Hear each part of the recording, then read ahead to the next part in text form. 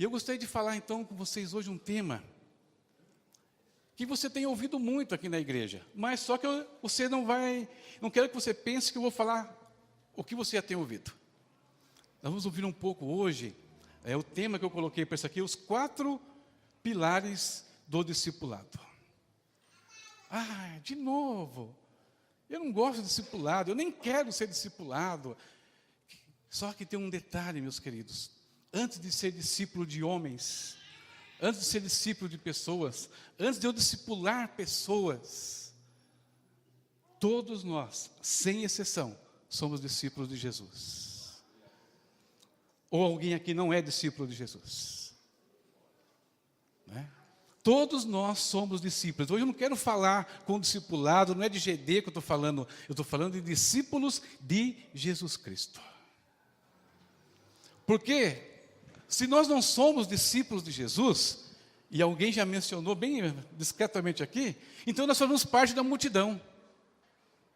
Ou eu sou discípulo de Jesus, ou eu faço parte da multidão. Só que tem um pequeno problema, tem a diferença entre fazer parte da multidão e ser discípulo de Jesus. Ser discípulo de Jesus, se você pega no Sermão do Monte, por exemplo, você vê quando Jesus estava ali falando, ok, as crianças podem subir, tá? Criançadinha, nossos filhos amados, lindos, belos, maravilhosos, igreja do amanhã, podem subir. Aleluia. No Sermão do Monte, Jesus estava falando para uma grande multidão. Mas a multidão estava longe. E quem estava próximo dele? Os discípulos. Quando Jesus falou as parábolas, a multidão ficou sem entender as parábolas, mas os discípulos que estavam perto dele puderam chegar e falar: Senhor, nós não entendemos também. E ele não brigou com os discípulos, ele ministrou para os discípulos, ensinou os discípulos a parábola. A multidão não. A multidão só vai atrás de Jesus quando tem fome. A multidão só vai atrás de Jesus porque quer cura. Agora, você viu Jesus curar algum discípulo dele? Dos próximos? Você viu Jesus multiplicar pão para algum dos discípulos dele próximo? Não. Mas eles comeram, lá, né? Depois comeram, participaram lá. Só que em vez de eles ficarem dependendo da multiplicação, eles estavam junto com Jesus para produzir a multiplicação. Eles estavam junto com Jesus para ajudar as pessoas a serem curadas. Eles estavam junto com Jesus quando Jesus manda eles de 2 em 2 para pregar, para libertar. Discípulos têm outro tipo de relação com Jesus Cristo. Eu acredito que aqui não é multidão, aqui tem discípulos. Então, Deus quer falar conosco hoje, que nos declaramos discípulos dele. E vamos falar então com esse tema aqui, né? Os 4 pilares do discipulado. Os pastores, quando pegam o microfone aqui, sempre ficam perturbando um ao outro, não fica? Pastor Mário perturba o pastor Eliel, pastor João Marcos perturba o pastor Mário, pastor Carlos me perturba de vez em quando. E na última vez que o pastor Carlos pregou aqui, ele disse o seguinte. Ele disse, guardei no coração, né? Preciso pôr para fora esse negócio. Ele disse o seguinte, que ele falou que sobre Jacó, se não me engano, ele falou que Jacó teve 12 filhos lá, aí ele falou que lembrava o pastor Sinésio, né?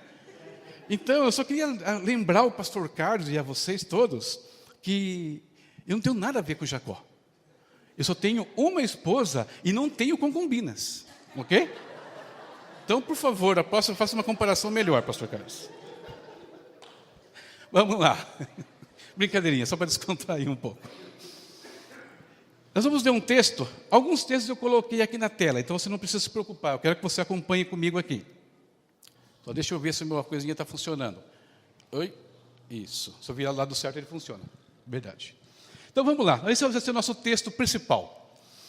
Mateus capítulo 16, versículo 21 até o verso 28. O pastor Carlos também está com um probleminha, ele já reclamou com o pastor Mário. Ele está com um problema de toque, né? Ele fica incomodado com esses degrauzinhos que ficam aqui. Então a gente vai providenciar para tirar também, né, pastor? Suporta mais uma vez aí, tá ok? não mexa comigo, né? Um dia eu volto. Então vamos lá. Desde aquele momento, Jesus começou a explicar aos seus discípulos que era necessário que ele fosse para Jerusalém e sofresse muitas coisas nas mãos dos líderes religiosos, dos chefes dos sacerdotes, dos mestres da lei, e fosse morto e ressuscitasse ao terceiro dia. Então Pedro, chamando-o à parte, começou a repreendê-lo, dizendo: Nunca, Senhor, isso nunca te acontecerá. Jesus virou-se e disse a Pedro: Para trás de mim, Satanás, você é uma pedra de tropeço para mim, e não pensa nas coisas de Deus, mas nas coisas dos homens. Então Jesus disse aos seus discípulos: Se alguém quiser vir acompanhar-me, negue-se a si mesmo, tome a sua cruz e siga-me. Pois quem quiser salvar a sua vida, a perderá, mas quem perder a sua vida por minha causa, a encontrará. Pois que adiantará o homem ganhar o mundo inteiro e perder a sua alma?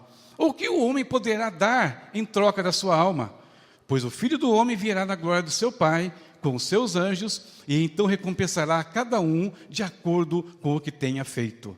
Garanto-lhes que alguns dos que estão aqui, os que aqui se acham, não experimentarão a morte, antes de verem o Filho de Deus, o Filho do Homem, vindo em glória.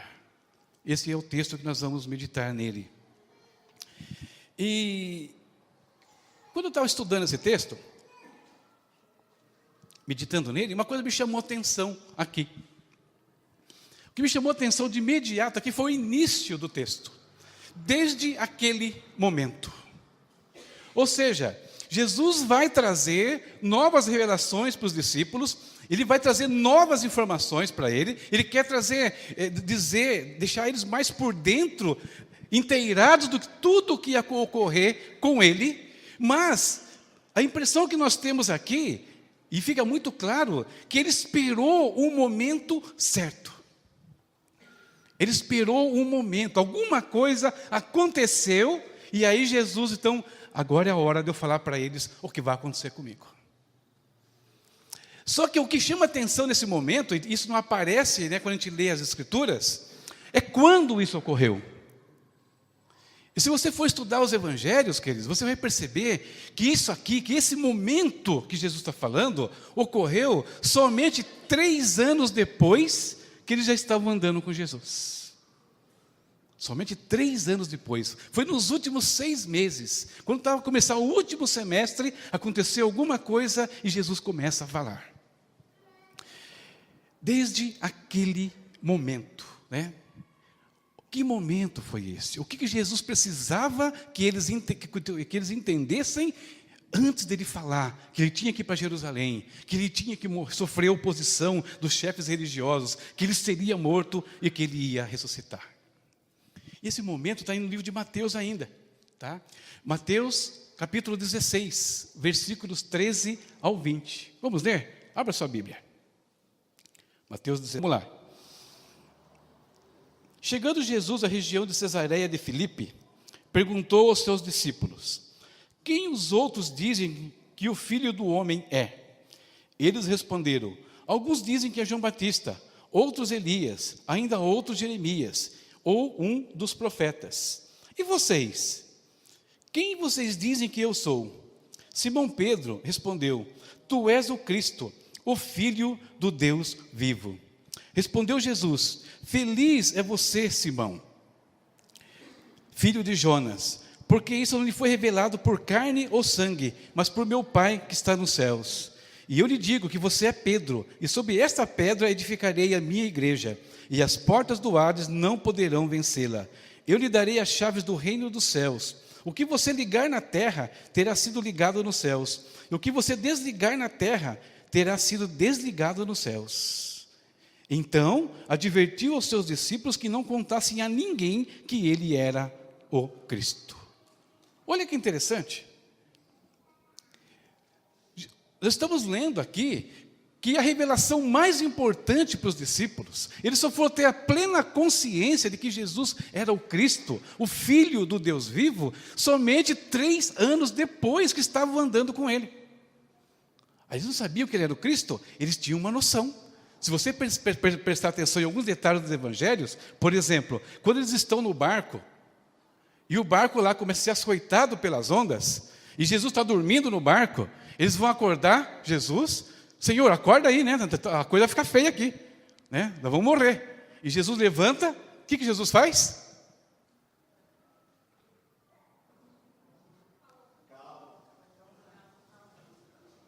Ô ventão, dá um tempo. Eu estava dormindo, para me acordar por sua causa. Ô mar, relaxa, menos, quietinho. O que os discípulos exclamam em seguida? Ele não fala assim, que filho de Deus é esse que acalmou o mar? Que Cristo é esse que acalmou o mar? Não. Que homem é esse que até o vento e o mar lhe obedecem? Que homem? Não fala, eles não têm a noção de quem é o Cristo. Eles têm uma vaga noção. Eles sabem que Jesus é um homem diferente, mas eles poderiam estar parecendo parecido, até aquele instante, com os demais. Quem é o Cristo? É Jeremias, é o João Batista, um dos profetas. E às vezes, queridos, nós estamos andando com Jesus há tanto tempo, nós somos discípulos de Jesus, eles eram discípulos de Jesus. Mas será que nós já temos a revelação principal? Será que para a nossa vida, esse Jesus que nós falamos, que até pregamos, que nós ouvimos, será que dentro do nosso coração, da nossa alma, nós já temos Ele como o Cristo, como o Filho do Deus vivo? Será? Então, isso tem que ser a revelação principal para os discípulos de ontem, para os discípulos de hoje. E só depois que essa revelação acontece, é que Jesus pode, então, trazer outras revelações para aqueles homens. E aqui algumas coisas que eu destaquei, né? Revelação de Deus, ela possui um caráter progressivo. Às vezes nós achamos que vamos receber tudo de Deus de uma vez só, conhecer tudo de Deus de uma vez só, mas queridos, o nosso conhecimento de Deus, ele se desenvolve, ele cresce todos os dias. O apóstolo Paulo, lá em Filipenses 2,12, ele fala que nós temos que desenvolver a nossa salvação. Ou seja, a salvação é uma coisa que nós recebemos como um diamante bruto, e ela tem que ser lapidada, ela tem que ser trabalhada, ela vai crescer todos os dias. Nós não vamos receber todas as revelações num único momento, mas aos poucos Deus quer trabalhar, aos poucos Deus vai nos ensinando, e Ele nos ensina nos momentos mais estranhos para a gente, mais estranhos às vezes, mas Ele vai ensinar, e essa revelação ela vai crescendo. Eu acho muito curioso quando você pega a vida de Abraão.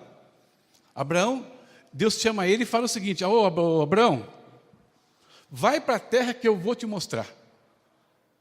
E Abraão, vai para a terra que eu vou vai me mostrar. Mas ele vai. Não tem ideia que terra é aquela, mas ele vai. Só que se você ler o texto com atenção, ele vai caminhar, ele vai chegar num ponto, e Deus vai falar o seguinte com ele: Abraão, sim senhor, esta é a terra que eu vou te dar. Não é mais a terra que eu vou te mostrar, essa é a terra. Então Abraão essa é a terra. Beleza. Aí ele dá uma voltinha para a direita. Eu estou na terra ainda? Porque ele sabia que essa terra, até onde ela vai, ele não sabia. Mas você continua lendo o texto, chega no Gênesis 15, e Deus fala claramente para ele: Abraão, vem cá, a terra que eu vou te dar, ela começa lá no grande rio, no norte, e vai até o rio do Egito. Ela vai desde o mar Mediterrâneo até o rio Jordão. Aí Deus deixa exatamente delineado para ele qual é a terra. Deus, ele tem uma revelação progressiva para nós. Se nós queremos conhecer a Deus, se nós permanecemos caminhando com Ele, como os discípulos permaneceram, aos poucos Ele vai trazendo coisas novas, Ele vai abrindo o nosso entendimento. Mas eu preciso ficar com Ele, eu preciso continuar andando com Ele, como eles estavam andando. E outra coisa importante que a gente vê aqui: o tempo que eu ando com Deus, o tempo que eu sirvo a Deus, não tem nada a ver com a profundidade da minha compreensão dEle. Existem pessoas que estão andando com Deus há 6 meses e sabem mais, compreendem mais as coisas de Deus que gente que tem 30 anos de evangelho às vezes. Não é tempo que determina, é relacionamento. Relacionamento. Você pega os 12 apóstolos, eu acho interessante, né? Você tinha os círculos dos apóstolos, os grupinhos, né? Os grupos e subgrupos lá. Tinha um subgrupo de 9, um grupo grandão, que aparece lá, o nome deles estão lá. Mas tinha um grupinho de 3, tem até musiquinha, né? Quem está na escola dominical desde pequenininho lembra da musiquinha, né? Uma música bem nova, vai ser lançada daqui uns dias. Pedro, Tiago e João, num barquinho, Pedro, Tiago e João. Conhece, sei que vocês conhecem, né? Se entrega aí. Por quê? Eram os mais próximos de Jesus. Esses daí iam para o Monte da Transfiguração, esses ali eram chamados para curar a filha do Jairo, entrava com Cristo. Só que tinha um outro grupo, só que tinha um grupo de um só, o apóstolo João, que ficava ali, recostado no peito de Jesus. Tem discípulos, e tem discípulos, e tem discípulos, e tem multidão. Onde e como nós estamos vivendo? Tempo, queridos. Fazia 3 anos já que eles estavam andando com Cristo. E ainda não tinham convicção clara para eles que aquele ali era o Filho de Deus. Chegou naquele instante. E o que Jesus estava revelando para eles ali, né, no caso? O que Jesus foi revelar para aqueles homens naquele instante? Jesus ia falar acerca da morte dele, né? É isso que ele estava falando para ele. Ele ia dar mais detalhes da morte. E por que só agora Jesus vai falar da morte? Depois que eles compreenderam que ele era o Cristo, o Filho do Deus vivo. Porque a morte de Jesus, a ressurreição de Jesus, só faz sentido para quem entende que ele é o Cristo. Só faz sentido para quem entende que ele é o Filho do Deus vivo. Para outro não faz sentido. Para pessoas que assistem o filme de Jesus, veem ele morrendo lá na cruz, né? Nossa, que cara legal, nossa, um super-herói, né, no caso. Mas para nós que sabemos que ele é o Cristo, é diferente. Nós sabemos o que significa de fato aquilo ali. Nós sabemos o impacto que aquela morte tem para nós. E nós sabemos quem é que está ali morrendo por nós. Não é um homem. Não é qualquer pessoa, não é um profeta. É o Filho de Deus, que ele, no amor dele, ele envia para mudar a nossa sorte, não é? Mudar a nossa vida. O que mais ainda? E nessa revelação da morte de Jesus, Jesus vai falar 4 coisas para os apóstolos. Ele vai falar que ele precisava ir a Jerusalém. Havia um lugar certo para ele morrer. Mas por que Jesus tinha que morrer em Jerusalém? Porque ele não nasceu em Belém? Por que não podia morrer lá mesmo em Belém? Ele não viveu a maior parte do tempo da vida dele em Nazaré, na Galileia? Por que não morrer na Galileia? Porque tinha que ser em Jerusalém. E aqui, às vezes a maioria de nós nem entende o que ele está falando aqui. Tinha o lugar certo. Porque Deus havia dito ao povo dele que quando eles estivessem no lugar da promessa, Deus ia escolher uma cidade, e nessa cidade, ele colocaria o nome dele, e essa cidade era Jerusalém. E Deus ainda afirmou que todos os sacrifícios deveriam ser feitos no lugar que ele determinou, e o lugar dos sacrifícios era no templo. Então, todo o sacrifício que os filhos de Deus faziam, que o povo de Israel fazia pelos seus pecados, ele pegava os animais, eles tinham que ir até Jerusalém, é lá que acontecia. E Jesus, ele era o Cordeiro de Deus, que tira o pecado do mundo. E se ele ia se entregar como o Cordeiro de Deus, onde o Cordeiro morre? O Cordeiro morre em Jerusalém, o Cordeiro morre no templo. Ele não podia estar em outro lugar. Às vezes nós queremos nos entregar para Deus, nós queremos colocar nossas vidas nas mãos de Deus, deixar que Deus cumpra o propósito dele. Mas queridos, até para isso tem lugar certo.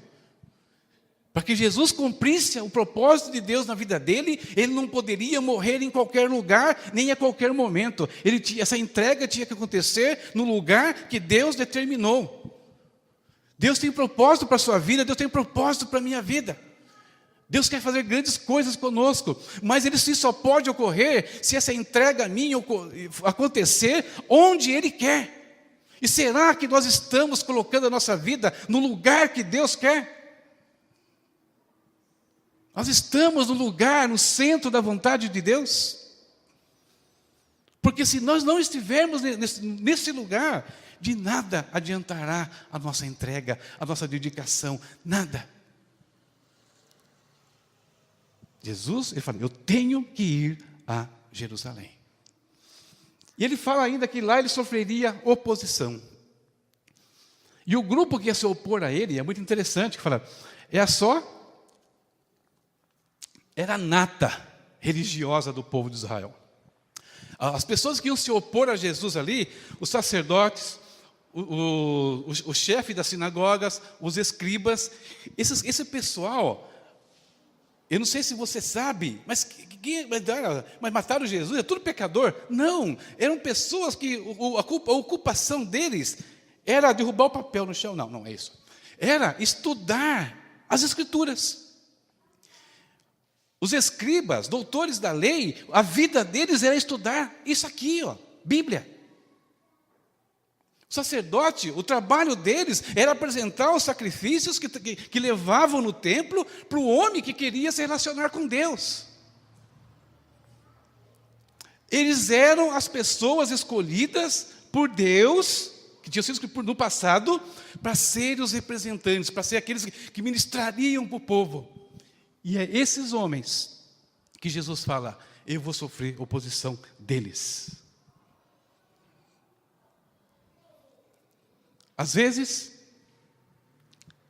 quando nós nos opomos a algumas coisas da igreja, nós podemos estar correndo o risco de estar agindo como um deles. Agindo contra um propósito de Deus. Pessoas de Deus, que me pregavam a palavra de Deus, que falavam de Deus, e estavam contra o Filho de Deus.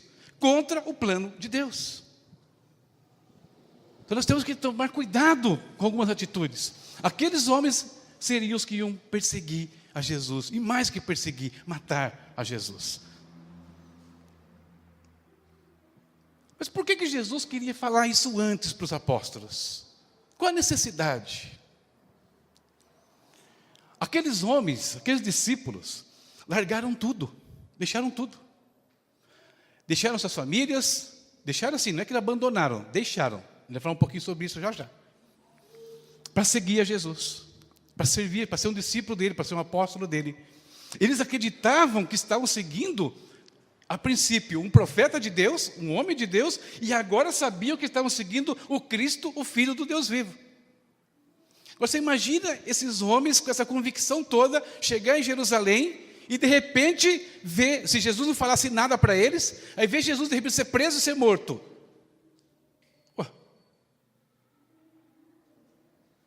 Espera aí, mas o que eu estava seguindo? Se você ler o livro de Atos, por exemplo, você vai ver que surgiram muitos falsos cristos daqueles períodos. 2 são mencionados lá como falsos cristos, que reuniam muita gente. Só que reuniram muita gente, foram para Jerusalém também, como cristos, e os romanos, acabou com todos eles. O que não morreu na mão dos romanos, os soldados, os seguidores foram mortos, e ele acabou o movimento. Não tinha ninguém, eram falsos. Então, quando Jesus avisa para eles o que vai acontecer, Jesus está dando segurança. Olha, vai acontecer. Não vai ser surpresa. Chegar lá, isso já está profetizando para eles o que ia passar quando ele chegasse naquela cidade.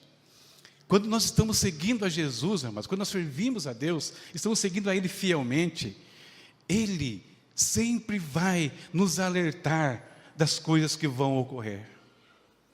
Jesus sempre nos alerta. Nós não precisamos passar por dificuldades, por problemas, por situação alguma, de surpresa. Porque Jesus, Ele tem o prazer em nos avisar. Se você tiver comunhão, intimidade com Ele, Ele vai te alertar quando alguma coisa estiver para acontecer. Isso eu posso dizer para você assim, de experiência própria, e isso é muito gostoso. É muito bom quando acontece. Eu comecei a orar uma época, depois da minha conversão, fui conhecendo um pouquinho mais a Deus. E um dia, eu acordei de manhã para ir trabalhar. E eu percebi uma coisa estranha, tem uma coisa esquisita assim, eu não sabia o que era aquilo. Eu falei, Jesus, o que está acontecendo? Meu coração está apertado hoje, eu não estou entendendo o que está acontecendo. Só que aquilo me deixou assim, alerta. Eu fiquei alerta, orando, e Deus deixou claro comigo, vai ter problemas hoje, para você. Você vai enfrentar um problema hoje. Eu falei, Jesus amado, que bênção. E fui trabalhar. Já contei isso aqui para algumas pessoas, eu acho. E comecei a trabalhar, e trabalhando assim, ó.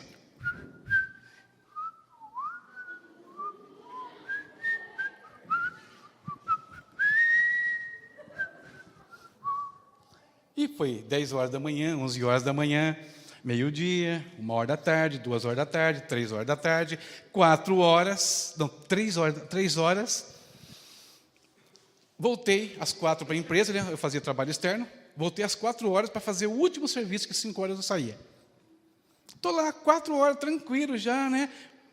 Você está sabendo que está quase no fim, mas o tempo todo eu falei, Jesus, você disse que ia ter problema hoje. E até agora nada. Né? Mas... E aí, tinha um lugar onde eu trabalhava, onde ficavam umas canecas que a gente usava para tomar água. Eu fui pegar a caneca para tomar água. E a minha mão estava molhada. Porque eu tinha acabado de sair do banheiro. Estava com a mão úmida. Cheia, assim, molhada mesmo. E quando eu fui pegar a caneca, do lado tinha um pacotinho. Sabe esse pacotinho de padaria, papel pardo? Né? De padaria, pão dentro. Eu encostei a mão naquele pacote. E uma gota d'água encostou no pacote. Eu escutei uma voz atrás, assim, dizer assim, você está molhando meu negócio aí, rapaz.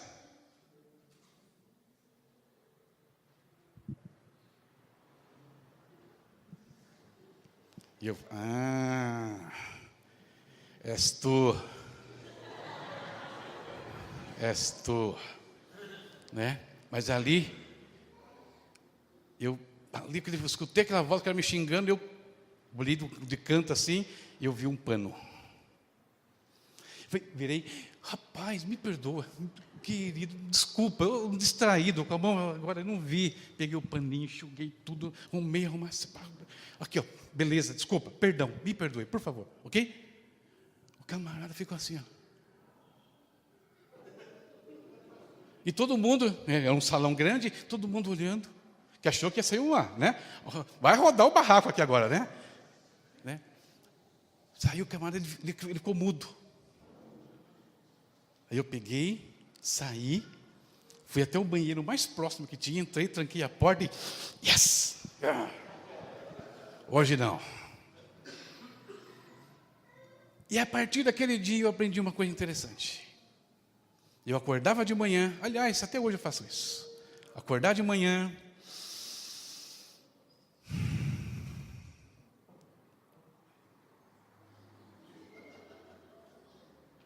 como é que está parado hoje, Jesus? Tranquilo? Beleza, então bora. Deus nos adverte, nos alerta.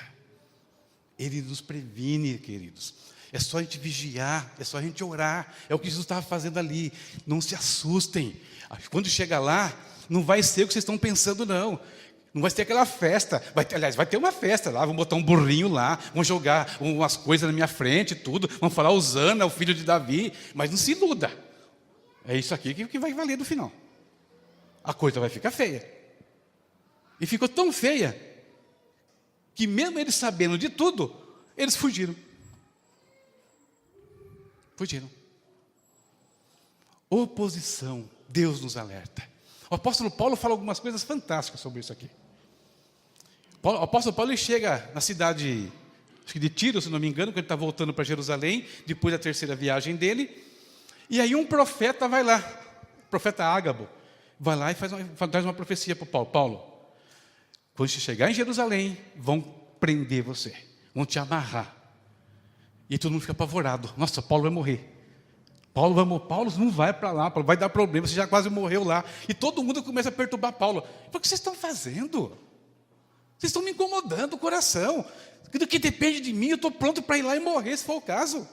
Eu sei quem é que me mandou. Eu sei. Deus já me alerta, Deus me mostra onde você é apedrejado, onde você é açoitado, eu sei. Ele fala isso, claro, ele sabia. Ele chegava no lugar, ele chega lá na cidade, ele já sabia que ele ia levar pedrada. Fala, Jesus, vou levar pedrada aqui hoje. Meu Deus do céu. Ele sabia dos problemas. Sabia. Oposição. Eu vou morrer. E ao terceiro dia, eu vou ressuscitar. E quando Deus traz revelações de algumas coisas para nós, como Ele trouxe para os apóstolos, nós precisamos prestar atenção em todos os detalhes da revelação. Porque Ele falou que ia a Jerusalém, Ele falou que ia ter problema lá de perseguição e oposição, Ele falou que Ele ia morrer, mas Ele disse também que Ele ia ressuscitar depois. Será que os apóstolos estão prestando atenção? Às vezes, Deus fala algumas coisas acontecem conosco, e nós só olhamos para o problema, nós não olhamos para as promessas de Deus. Nós não olhamos para aquilo que Deus, para a palavra de consolo, e a gente não olha. A gente olha só para a dificuldade. E foi o que aconteceu aqui, nesse caso. Sabe por quê? Porque o Pedro não prestou atenção. E eu achei que eu tinha pulado, mas eu fiz certo. O Pedro, olha o que o Pedro faz. E Pedro, tomando-o à parte, começou a repreendê-lo, dizendo: Senhor, tem compaixão de ti, de modo nenhum acontecerá isso. Você consegue imaginar essa cena? Consegue imaginar o que está acontecendo aqui? O Cristo, o Filho do Deus vivo, está dizendo que Ele vai a Jerusalém, que Ele vai morrer e vai ressuscitar. O Cristo, o Filho do Deus vivo. Certo? Roberto, vem aqui um pouquinho. Roberto é o Cristo, o Filho do Deus vivo. Esse cara aí. Caidinho. Quer dizer, desculpa. Não, vira para cá, para cá. Aqui. Isso, vem aqui um pouquinho. Sobe aqui. Ele acabou de falar comigo. O que você falou para mim agora? O que vai acontecer com você? Vou ressuscitar. Não, e o que mais? Vou padecer. Vou ressuscitar. Vai ressuscitar. Ok. Né? Aí o Pedro, o apóstolo Pedro, falou o seguinte: você bebeu? Você está louco? Não vai acontecer nada disso. Rapaz, tem misericórdia, pai. Jerusalém, você vai ser crucificado lá. Não, tem misericórdia de ti. Não vai acontecer nada disso com você. Relaxa. Para com isso. O Pedro está dando bronca no Jesus, irmãos. É isso que está acontecendo aqui. Né? Senta lá, fica quieto.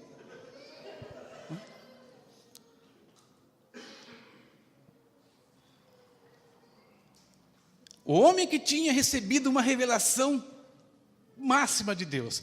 O meu pai que revelou para você, Pedro, que eu sou o Cristo, que eu sou o Filho de Deus vivo. Foi meu pai que falou com você, Pedro. E agora que a gente tem aqui, olha o que o Pedro está falando. E às vezes Deus fala coisas grandes conosco. Deus nos coloca em lugares altos. E aí nós achamos que já somos os tais. Se a gente não vigia, a gente faz exatamente isso aqui, ó. E quando nós fazemos, quando nós nos sentimos alguma coisa, Deus então precisa pegar e nos trazer de volta à realidade. E Ele traz. Jesus não hesita, acho legal, Jesus não hesita, né? Para chegar e pá, né? E falar o que tem que ser falado. Queridos, quem aqui está sendo abençoado por Deus? Diga amém. Quem está aqui é discípulo de Jesus, diga amém. Quem aqui tem certeza que Ele é o Cristo, diga amém. Quem aqui tem certeza que Ele é o Filho do Deus vivo, diga amém. Cuide para que não caia. Porque a gente pode no dia seguinte estar agindo de forma contrária à revelação que nós temos recebido dEle. Nós podemos. Aquele que está em pé, cuide para que não caia. E eu gosto disso aqui, né? Sempre conto uma experiênciazinha não muito legal que eu tive com essa história de aquele estar em pé. Saí num culto, abençoado, culto gostoso. Deus falou muito, usando a expressão que alguns gostam de usar aqui, né? Deus bradou. O negócio foi forte. E estou indo para casa. Aleluia. Só quase no meio da rua, né? Lá, né? E estou chegando em casa. Na frente da minha casa, um gramadinho bonitinho. E eu lá, Senhor, aleluia, como eu estou forte. Glória, estou cheio da tua glória. Glória, aleluia.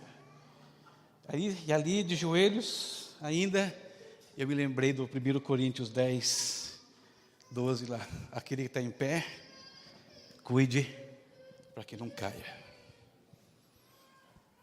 Tem que vigiar. Quanto mais alto Deus nos leva, quanto mais Deus fala conosco, mais eu tenho que abrir os olhos. Um mesmo vaso, duas manifestações. A mesma pessoa. E assim, quase que um seguido do outro. A mesma pessoa com duas manifestações diferentes. E aí Jesus vai falar algumas coisas para Pedro sobre isso, né? Ele, porém, voltando-se para Pedro, disse: para trás de mim, Satanás. Quando, queridos, nós falamos, quando nós ouvimos quaisquer coisas que vai tirar pessoas do rumo que Deus traçou para ela, você pode ouvir isso ou você pode falar isso. Nós não estamos agindo no Espírito de Deus. Jesus estava falando para os discípulos toda aquela situação de morte, de perseguição, porque ele ia ficar extremamente vulnerável. Ele ia passar um momento muito difícil. Como passou? Quando nós lemos sobre os últimos instantes de Jesus, lá no Getsemane, fala que ele ficou agoniado até a morte, angustiado até a morte. A angústia profunda se abateu sobre ele, a ponto de ele falar mais de uma vez: Senhor, se possível, afaste esse cálice de mim, Senhor. 3 vezes ele ora a Deus, a mesma coisa. Ele estava angustiado, agoniado. Fala que o suor dele se converteu em gotas de sangue. Então ele estava precisando de pessoas que o encorajassem, pessoas que vigiassem com ele, que entendessem o que Deus estava fazendo na vida dele, orasse, intercedesse por ele naquele instante. É isso que ele precisava, de amigos. Ele não precisava de alguém que tentasse afastar ele do propósito de Deus. Não precisava. Às vezes nós passamos por algumas situações, queridos. Você passa, eu passo. E quando nós estivermos passando por situações críticas, situações difíceis, e você sabe qual é o propósito que Deus tem na sua vida, e alguém vem para você e fala qualquer coisa, no sentido de você largar tudo, no sentido de você desanimar, no sentido de você, não, esquece isso, larga a igreja, larga o que está fazendo, deixa célula, deixa discipulado, deixa. O Espírito é esse. Porque o Espírito de Deus é aquele que nos mostra, que nos encoraja e nos faz caminhar para dentro da vontade de Deus. Esse é o Espírito de Deus. Nós temos que tomar cuidado com o que nos falam e temos que tomar cuidado com o que nós falamos também, em alguns instantes. E Jesus, vai mostrar 2 características, sobre esse assunto ainda. Ele fala o seguinte: que me serves de escândalo, porque não compreendes as coisas que são de Deus, mas só as que são dos homens. Pedro, naquele instante, perdeu toda a revelação que ele tinha recebido. Ele estava agindo de forma totalmente contrária. No caso aqui, ele estava escandalizando, ele estava afetando Jesus negativamente e não positivamente. Você vê Maria, a mãe de Jesus, em algum instante falar alguma coisa para ele não ir para a cruz? A mãe dele não vê. Fala que tudo que Maria ouvia a respeito de Jesus, ela guardava no seu coração. Você vê Maria fazendo o contrário. Você vê Maria chegar num casamento, lá em Caná, nem era a hora de Jesus começar o ministério ainda, mas ela vê a situação, ela provoca Jesus sim, mas para quê? A fazer aquilo que ele sabia fazer, aquilo que ele estava pronto para fazer. Milagre, providência, transformação. É o contrário. Ela leva Jesus para dentro da vontade dele, e não o contrário, o propósito. Então, temos que tomar cuidado com essa questão. Outro ponto importante, esse aqui. Que aí, depois dessa discussão toda, então Jesus vai falar de 4 coisas que ele quer, que quem quer ser discípulo dele tem que fazer. Ele vai falar dessas 4 coisas, que é o ponto central aqui da nossa fala. Primeiro, ele fala, quem quiser vir após mim, é voluntário, ninguém é obrigado. Nós ouvimos aqui algumas vezes aqui, né? Tiago falando aqui sobre que às vezes nós nos sentimos obrigados a vir aqui, nós nos sentimos, tem que vir aqui por isso, ou por aquilo, por N razão, e assim é o que acontece mesmo.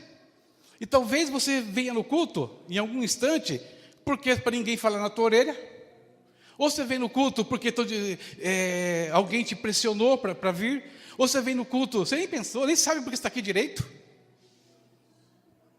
Ou você se sente obrigado, às vezes, a dirigir uma célula, a trabalhar numa célula. E aí uma coisa, eu poderia dizer para vocês o seguinte, olha, você está se sentindo obrigado, querido, então para mesmo. Se você veio aqui sem pensar, então quando você nem pensar, já que é vazio, então não precisa vir mais não. Eu poderia dizer isso para você, mas não, vou dizer diferente. Deus, Ele tem todo o interesse, Ele tem um amor profundo por cada um de nós que estamos aqui. E às vezes, o único jeito que Ele encontrou de nos trazer para este lugar é que alguém nos obrigasse mesmo. O único jeito que Ele encontra, às vezes, de fazer você fazer alguma coisa é não deixar você pensar. Vou lá, estou fazendo já. Então não importa o motivo que você está aqui hoje, foi o único jeito que o Espírito Santo achou de trazer você para esse lugar. E Ele vai fazer isso todas as vezes que precisar, até que você venha voluntariamente. Ele vai fazer, porque Ele não quer perder você. Melhor ter você aqui do que ter você lá fora. Entendeu? Melhor aqui. Ele vai fazer. Então, a primeira coisa, voluntariedade. Quem quiser. Mas enquanto não quer, Ele dá um jeito de trazer. Fica tranquilo. Segundo ponto, negue-se a si mesmo. Abnegação. Negue-se. Para de querer fazer a sua vontade. Essa palavra aqui, né, abnegação, ela é muito interessante. É entrega. É abandonar minha vontade. E é uma coisa que é feita pensando em Deus, pensando em servir alguém. Terceiro ponto que ele fala, tome a sua cruz. Ou seja, entrega total. Se entrega. Deixe a sua vida para lá. Tome a sua cruz, ou seja, entrega a sua vida. Deixa ela comigo. Deixa, morra, né, para você mesmo. Deixa eu viver. Entrega a sua cruz. E o último, disponibilidade. E siga-me. Vamos ler essas 4 coisas aqui? Primeiro? Segundo? Terceiro? E o quarto? Disponibilidade. Vamos falar um pouquinho só disso aqui já. E vamos caminhando para o nosso finalzinho, né? Todo discípulo de Jesus, coberto pelo sangue dele, tem que ter essas 4 coisinhas aqui. Voluntariedade. Quem quiser vir após mim, negue-se a si mesmo, tome a sua cruz e siga-me. Eu não posso ser discípulo de Jesus forçado. Eu não posso ser discípulo de Jesus se eu estiver querendo fazer a minha vontade. Eu não posso ser discípulo de Jesus se eu não estou disposto a me entregar à vontade dele, plena. E eu não posso ser discípulo de Jesus se eu não estou disponível para ele. Não tem como.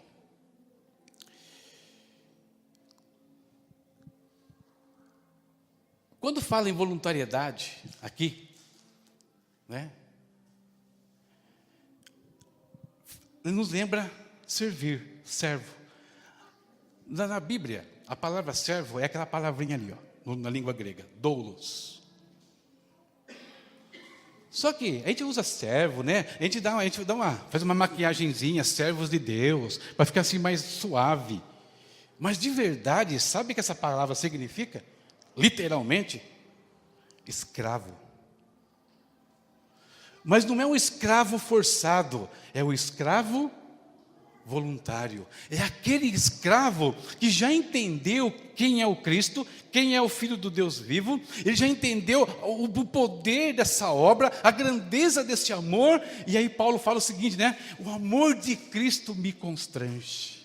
Eu não quero estar em outro lugar, eu quero estar com Ele, eu estou me entregando para Ele, não porque eu fui forçado, mas porque eu não quero viver de outra maneira. No Velho Testamento, havia uma situação lá, que o judeu, ele poderia se tornar um servo de outro judeu. Quando isso acontecia? Quando ele ficava sem grana, sem dinheiro, duro, né? Eu não conseguia mais sustento, sem trabalho, a terra não está produzindo, eu preciso de salvar minha família, então ele poderia ir lá, um exemplo, né? Vai lá o judeu Sinésio, e tem o judeuzão Eliel rico, abastado, então eu me vendo para ele como servo dele. E vou trabalhar para ele durante 7 anos. A lei estabelecia um mínimo de 7 anos eu tinha que trabalhar para ele. E aí passava o tempo, 7 anos, e depois desse período eu tinha o direito então de sair da condição de escravo. Só que, em alguns casos, acontecia o seguinte: o judeu se vendia para o outro como servo, e ele percebeu que ele sendo servo do outro, ele ganhava mais do que ele cuidando da própria terra dele. Era melhor para ele continuar como servo, mas não podia, a lei não permitia que isso acontecesse.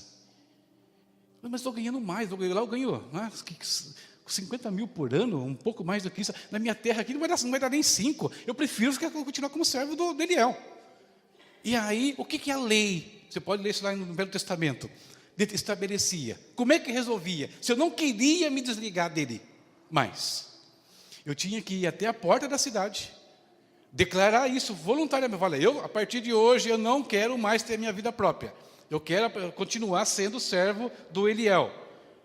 Os juízes iam analisar, é verdade isso? Testemunhas, estão vendo de acordo? Ok, então, pegava-se a orelha direita do camarada e furava a orelha direita dele e colocava um bichinho aqui. Então, todo judeu que tinha a orelha direita furada com um brinquinho, nenhuma conotação atual, ok? Mas você vai dizer, você faça a leitura que você quiser. Todo judeu que usava brinco, orelha furada, todo mundo era, um servo voluntário. Não é um servo obrigado, servo voluntário. Nós, em relação a Jesus Cristo, deveríamos todos ter a nossa orelha furada. Servir a Ele, entrega a Ele. É isso a voluntariedade. Nós não somos obrigados. Eu não era obrigado a ficar com Eliel, eu queria ficar com ele. E quando eu falo de todos nós ter orelha furada, não é literal, tá? É metáfora. Na mãe tem uma filha de gente furando gente na orelha na farmácia. Aí o pastor Sinésio me mandou lá. Não mandei nada. Okay? Muito bem. Negue-se a si mesmo, né? Essa palavra vem do latim, né? O abnegatio. Sacrifício feito por deliberada vontade, por afeto ou interesse. Em geral, esse sacrifício acontece por motivos religiosos ou por altruísmo. Eu não faço mais a minha vontade, já não vivo mais eu, mas Cristo vive em mim. Isso é abnegação. O Filho de Deus é que vive em mim agora. Não quero fazer mais a minha vontade. O terceiro, entrega total, né? Olha que promessa linda feita para a igreja de Esmirna, lá no Apocalipse. Não temas o que há de padecer. Eis que o diabo está para lançar alguns de vós na prisão, para que sejais provados. E tereis uma tribulação de 10 dias. Sê fiel até a morte, e dar-te-ei a coroa da vida. Seja fiel até o ponto de morrer. Se entrega, e eu vou te dar a coroa da vida. Não fique preocupado se você vai morrer, porque se você morrer, eu estou te garantindo que você fica comigo eternamente. Fique em paz. E o último, disponibilidade. Esse aqui, eu não quero gastar um pouquinho mais de tempo e terminar a nossa mensagem. Disponibilidade. Só que disponibilidade, siga-me. Nós enfrentamos muitos problemas.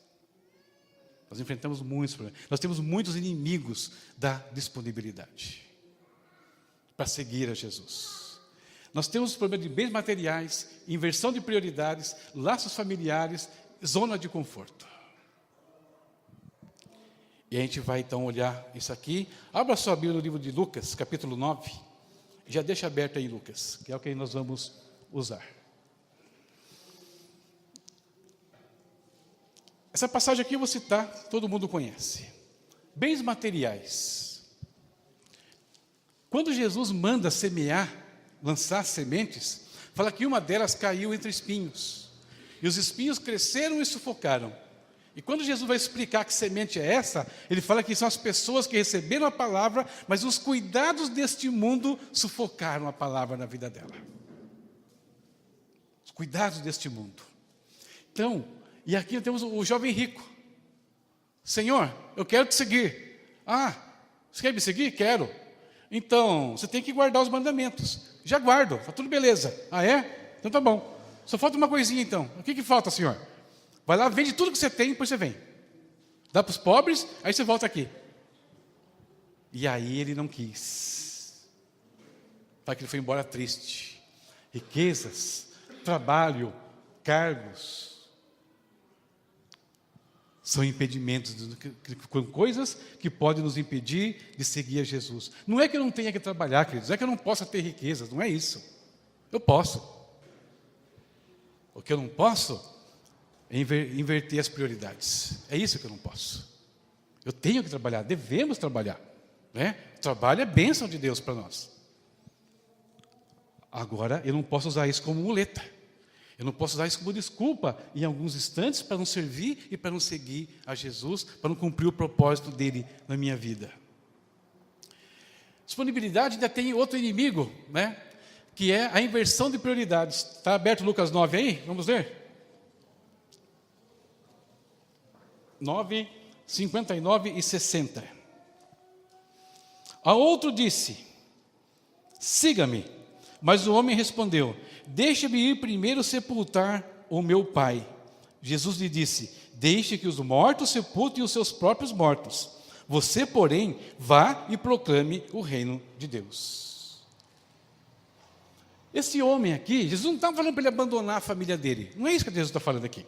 O que Jesus está falando aqui é o seguinte, amigão, já tem um monte de gente que não está dando atenção, que não quer me seguir, que usa a família como desculpa.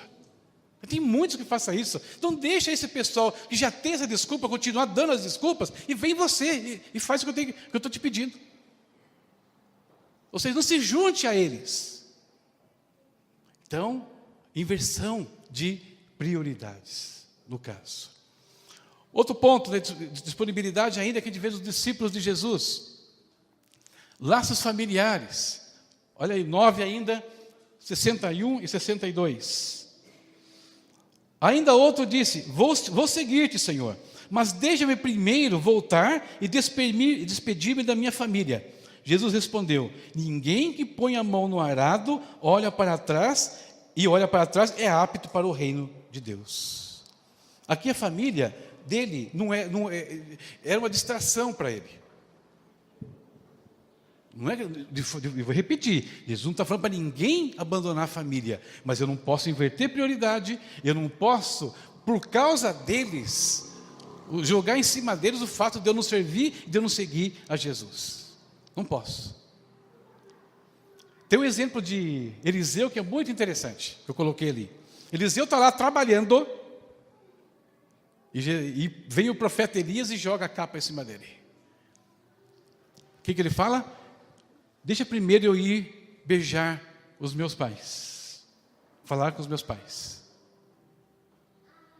Depois eu venho. O que Elias fala para ele? Vai e não se esquece do que eu te falei. E Eliseu vai lá, se acerta com a família dele e volta. E aí Eliseu faz uma outra coisa. Ele pega o boi que ele estava trabalhando, ele pega as cangas ali, faz um sacrifício, faz um churrasco, melhor dizendo, e dá um pedaço para cada um. O que Eliseu estava fazendo ali? Ele estava rompendo com tudo. Ele não queria nada do passado dele que fizesse ele deixar de seguir Jesus. Às vezes tem coisas que nos prendem, coisas que ficamos amarrados, ficamos empurrando com a barriga. Deus quer trabalhar conosco, Deus quer nos usar, e a gente fica procrastinando, usando desculpas e desculpas. Família é bênção, família tem que nos ajudar a cumprir o propósito de Deus, e nós não podemos usá-los como desculpa. Jesus, olha que coisa interessante que Jesus faz com a família dele, com a mãe dele, na hora da crucificação, e todo mundo já viu isso. Mulher, eis aí o teu filho. Filho, eis aí a tua mãe, né, no caso. Ou seja, João, cuida dela para mim, que para mim não dá mais. Não abandonou a mãe dele. Não estamos falando de abandonar, estamos falando de desequilíbrio, de saber o que fazer na hora certa e não usar desculpas. É disso que eu estou falando. É isso que Jesus está falando aqui. E o último inimigo da disponibilidade é a famosa, zona de conforto. Vamos ler Lucas 9, 57 e 58, e diz assim: Quando andavam pelo caminho, um homem lhe disse: Eu te seguirei por onde quer que fores. Jesus respondeu: As raposas têm as suas tocas e as aves do céu têm os seus ninhos, mas o Filho do Homem não tem onde repousar a cabeça. Então, queridos, seguir a Jesus significa que a nossa zona de conforto será atingida. Não tem como seguir a Jesus e manter algumas coisas que nós queremos. Jesus fala aqui, olha, as raposas têm as suas tocas, as aves do céu têm os seus ninhos, mas o Filho do Homem não tem onde repousar a cabeça. Ou seja, me seguir implica que em alguns instantes vamos passar por privações de muitas naturezas. Então esse é o outro ponto. Então nós não podemos decidir na emoção, no entusiasmo, nós temos que avaliar com muito cuidado essa questão, saber o que é seguir a Jesus, saber que a gente vai enfrentar algumas situações que talvez a gente não avalie no primeiro instante, mas o importante é que se nós estivermos seguindo a Ele, no caso, estivermos sendo discípulos dele, ainda que nesse mundo a gente passe por algum desconforto, por alguma situação que não nos agrade, mas algo maior nos espera, e nós vamos falar sobre isso um pouquinho mais à frente. Então estes são os principais inimigos da disponibilidade. Depois, Mateus 16, 25 e 26, Jesus vai falar então sobre o que eu chamei aqui de o paradoxo do reino. E por que o paradoxo do reino? Ora, olha o que ele diz: Pois quem quiser salvar a sua vida, a perderá. Mas quem perder a sua vida por minha causa, a encontrará. Pois que adiantará o homem ganhar o mundo inteiro e perder a sua alma? Ou que poderá dar o homem em troca da sua alma? Então, seguir a Jesus implica numa inversão de valores, pensar de maneira contrária a este mundo. Por quê? A nossa esperança, a nossa segurança não pode estar neste mundo, nas coisas, nos bens materiais, nos recursos materiais, nos recursos que nós obtemos por meio de trabalho, na segurança que nós experimentamos em alguns momentos dentro da nossa família. Não, é mais do que isso. Nós temos que saber que é dele, é em Jesus que nós estamos seguros. É ele que nos salva, é ele que nos faz, que dá razão para a nossa vida. Não é a esposa, filhos, pais, tem o seu lugar, mas não pode ser a nossa razão de viver, última. É só uma parte disso. E outra coisa importante, não há nada, nenhum recurso que nós ganhemos aqui, nada que a gente faça pode salvar a nossa alma, pode servir de redenção para a nossa alma. No Salmo 49:8 diz que a redenção de uma alma é caríssima e que o homem esgotaria todos os seus recursos antes de conseguir algum resultado. Então, é o paradoxo do reino. E Jesus ele não quer que os seus discípulos tenham uma fé cega. Ele tem promessas concretas para os seus discípulos. Isso ele vai falar no versículo 27, onde ele diz o seguinte: pois o Filho do Homem virá na glória do seu Pai, com os seus anjos, e então recompensará a cada um de acordo com o que tem feito. Queridos, a nossa vida, a nossa entrega aqui, as nossas escolhas têm consequências eternas, seja para o bem, seja para o mal. Aquilo que a gente pode achar que é bom hoje, eternamente pode ser a nossa ruína. Aquilo que pode ser ruim, que aos olhos dos homens pode ser ruim hoje, é a nossa garantia de vida eterna, a nossa garantia de permanecer na glória eterna. O que nós temos feito? As obras que nós fazemos, né? O pregar o Evangelho, o servir a Cristo, de N maneiras que existem hoje, pregando, cantando, fazendo célula, não importa o que seja, tem uma natureza única essas obras. E nós podemos transformar essas obras positiva ou negativamente. Se eu fizesse de coração, com entrega total a Deus, é positivo. Mas se eu usar isso em interesse próprio, se eu não tiver, em primeiro lugar, sendo um discípulo de Cristo, isso pode ser a minha ruína. Aquilo que Jesus fala lá em Mateus 7, onde ele diz o seguinte, que muitos vão dizer para ele naquele dia: Senhor, no teu nome nós expulsamos demônios, no seu nome nós fizemos milagres, tantas coisas. E o que ele responde? Que ele não os conhecia. Então, nós temos que entender que a recompensa nossa vem dele. E quando nós escolhemos estar com ele, no momento certo, ele vai nos recompensar. No momento certo, ele vai nos dar o salário da nossa escolha. E isso começa hoje e se concretiza na vida eterna. Penúltimo ponto aqui, no versículo 28, onde Jesus fala o seguinte: garanto-lhes que alguns dos que aqui se acham não experimentarão a morte antes de verem o Filho do Homem vindo em seu reino. Então perceba que Jesus está falando aqui que alguns terão privilégios, alguns verão a consumação do seu ministério, a consumação da obra de Cristo, que tem feito por ele e por meio dele, antes, né, de morrer. Ainda nessa vida vão ver as coisas de Deus acontecendo. Mas nem todos, alguns não verão. Mas ainda que não vejam aqui, devemos lembrar do ponto anterior, que ele vem em glória, e lá quando ele vier, tendo nós experimentado ou não o fruto das nossas ações, visto o resultado ou não visto o resultado das nossas ações, lá na eternidade nós veremos. Ok?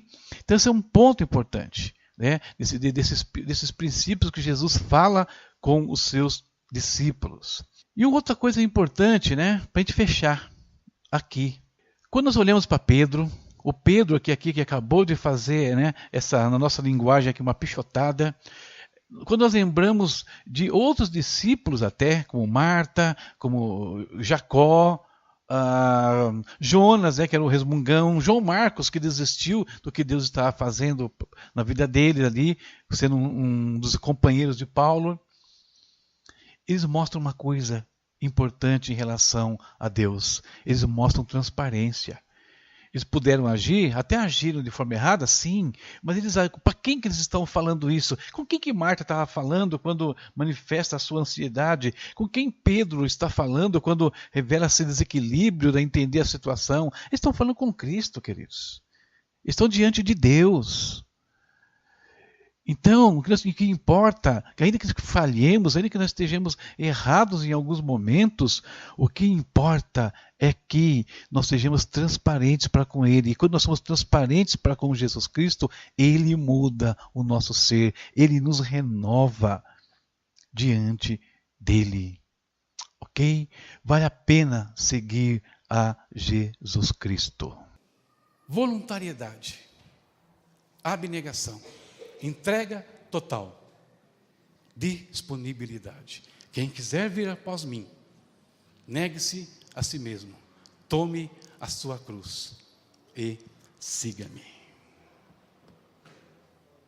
Né? E siga-me. Somos discípulos de Jesus, de fato. Somos. Para a gente pensar. E uma coisa que eu achei interessante, que Jesus não está procurando pessoas perfeitas, queridos. Não é perfeição que Ele quer. Se Jesus quisesse pessoas perfeitas, então Ele não escolhia nenhum de nós. Nem do passado, nem do presente. Não quer perfeição. Ele quer pessoas dispostas a fazer essas coisinhas que Ele pediu. É isso que Ele quer de nós. Só isso. Eu estava assistindo um programa esses dias e eu vi um grande palestrante, eu não lembro o nome dele, é um grandão, barbudão, senhor, não lembro o nome dele. E ele falou uma frase que me chamou a atenção. E a frase que ele disse é a seguinte: a melhor maneira de nós perdermos um ídolo é conviver com ele todos os dias. Ele está falando de ídolos, cantores, nomes, né? Pessoas, né? Melhor maneira de você perder, se tem alguém que você se admira muito, né? Um cantor, né? Não, sei lá, uma coisa assim, um fã do Roberto Carlos, um fã do, sei lá, gente mais nova aí, Michel Teló, sei lá, não conheço bem esses caras aí, estou por fora, né? Mas um fã desses camaradas, a melhor maneira dessa pessoa deixar de ser um ídolo para ele, é se ele andar com ela todos os dias. Por quê? Aí ele vai ver quem é aquela pessoa de verdade. E talvez Jesus não seja maior na nossa vida, Jesus não está tendo um impacto maior para nós, porque nós estamos andando com Ele todos os dias, mas estamos vendo Ele apenas como mais um ídolo. E aí, com o tempo, perde o valor. Perde o valor. Discípulos de Jesus. Né? Discípulos de Jesus. Quem quiser vir após mim, negue-se a si mesmo. Tome a sua cruz e siga-me. Amém? Vamos em frente? Mas em Jerusalém tem perseguição, tem morte. Mas Ele já ressuscitou. Né? Já ressuscitou. Se coloca em pé um pouquinho, querido.